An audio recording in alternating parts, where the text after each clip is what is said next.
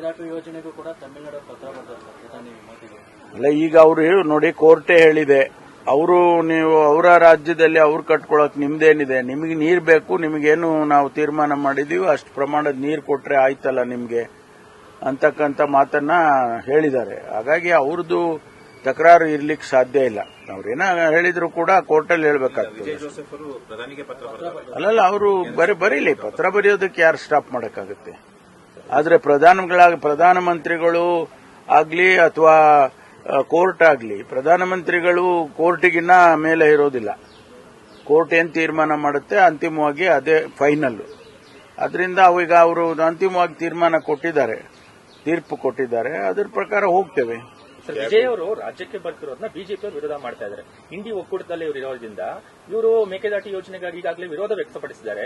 ಅವ್ರು ಬಂದು ಇನ್ನೇನು ಹೇಳಿದ್ದಾರೆ, ಕರ್ನಾಟಕದ ಮುಂದೆ ಅವಮಾನ ಮಾಡುವಂತಹದ್ದು ಯಾಕೆ ಬೇಕು ಅನ್ನುವಂತಹದ್ದು ಬಿಜೆಪಿ ಅವರು ವಾದ. ಸರ್, ಎರಡು ರಾಜ್ಯದ ಮುಖ್ಯಸ್ಥರು ಅನೇಕ ಸಮಸ್ಯೆಗಳಿರ್ತಾವೆ, ಅವುಗಳನ್ನು ಸೇರಿ ನಾವು ಬಗೆಹರಿಸಿಕೊಳ್ತೀವಿ ಅಂತಂದ್ರೆ ಅದು ಕೂಡ ಆಗಬಾರ್ದು ಅಂತಂದ್ರೆ ಒಕ್ಕೂಟದ ವ್ಯವಸ್ಥೆಯಲ್ಲಿ ಇದೆಲ್ಲ ಸಾಮಾನ್ಯ.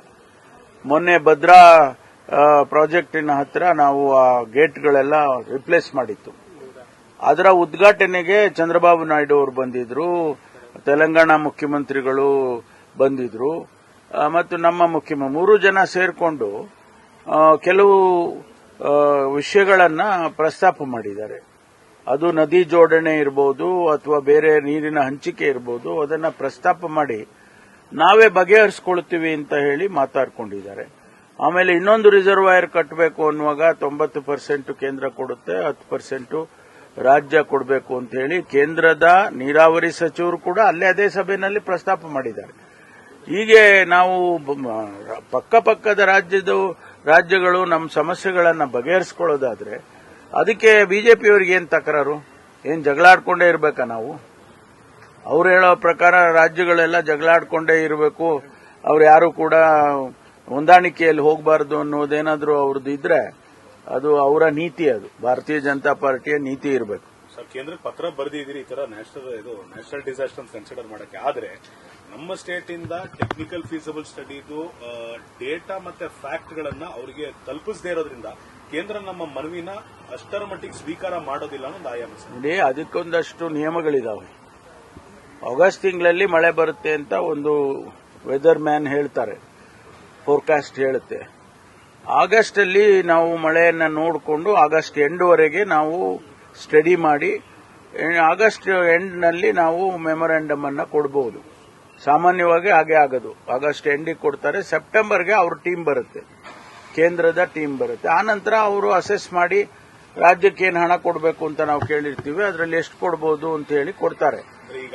ಈಗ ನಾವು ಬರೆದಿರೋದು ಒಂದು ಪ್ರಿಲಿಮಿನರಿ ಆಗಿ ಈ ಸಿಚುವೇಶನ್ ಹಿಂಗಿದೆ, we are forcing A severe drought in our state ಅಂತ ಒಂದು ಇಂಡಿಕೇಶನ್ ಕೊಟ್ಟಿದ್ದೀವಿ.